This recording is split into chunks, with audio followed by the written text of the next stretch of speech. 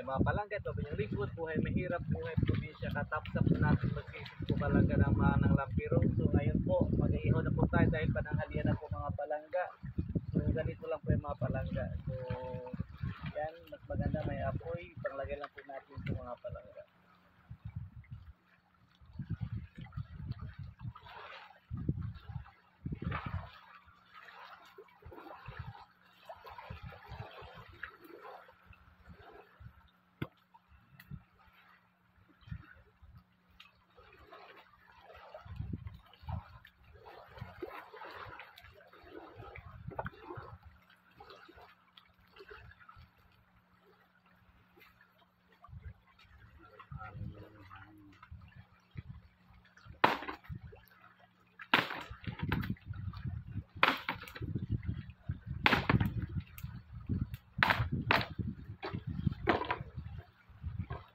So, hintayin po natin palangga na mabuka po ito mga palangga at saka pwede na po natin po kayo mga palangga. So, po mga palangga, ingat po kayo palagi and God bless.